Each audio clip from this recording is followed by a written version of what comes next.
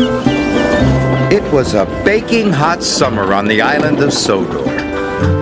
The sun was shining brightly. James and Toby were taking children to the seaside. It was a wonderful job.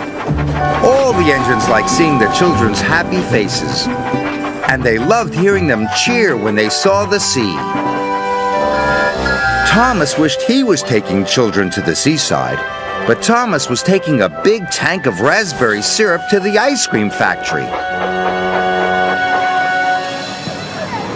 Down on the beach, it was very hot, and the ice cream lady had run out of ice cream. So when Thomas arrived at the ice cream factory, the factory manager was waiting for him.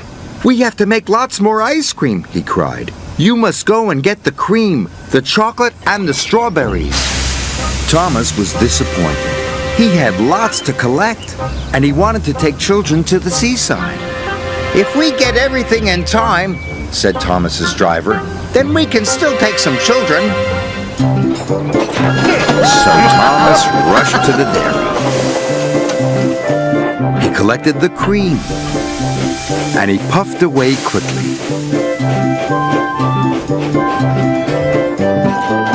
Next, Thomas had to collect some strawberries, so he raced through the countryside to Farmer McColl's. Then Thomas had to stop for James. "Out of the way," snorted James. "Passenger train coming through." James's carriages were full of laughing children. They were going to the seaside.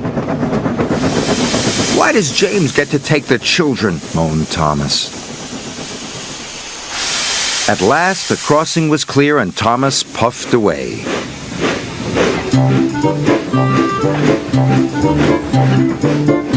"If I'm quick, I can still take some of the children," he puffed. So Thomas raced as fast as he could. Soon, Thomas arrived at Farmer McColl's. "Please be quick," Thomas panted. The farm workers loaded his freight car. Before long, it was filled with plump, ripe strawberries. "Thank you," Thomas chuffed, and he raced away. Next, he had to go to the chocolate factory. Thomas hurried through the baking sun. "I've still got time to take some children to the seaside," he panted. Thomas puffed faster and faster. His wheels clattered and his pistons pumped. But he puffed so fast the signalman didn't change the points in time. Thomas raced down the wrong track. "Bother!" cried Thomas. Thomas had to reverse slowly and carefully back to the points. Then he had to wait while Toby went past. Toby was taking more children to the seaside.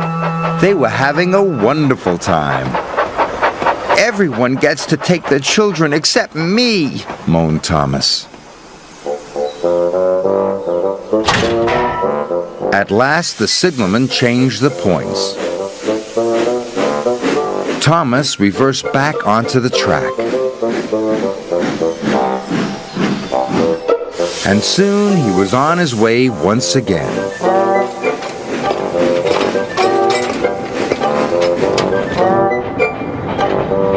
When Thomas arrived at the chocolate factory, it was getting late. "Hurry up," cried Thomas. "If I'm quick, I might still get to take some children." The workmen loaded Thomas's freight car as fast as they could. It was soon filled with heaps of chocolatey cocoa powder. Thomas was ready to go. But the shunters hadn't released the brakes on the freight cars.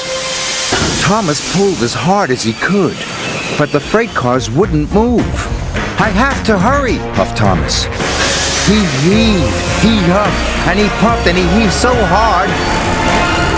The coupling broke. Thomas shot forward. Cocoa powder flew everywhere. "Now I'll never get to take the children," puffed Thomas.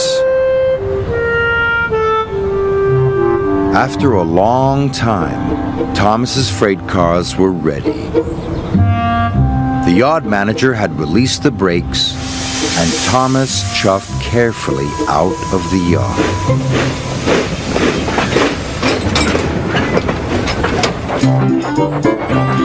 Finally, the track turned left past the old church. Thomas arrived at the ice cream factory.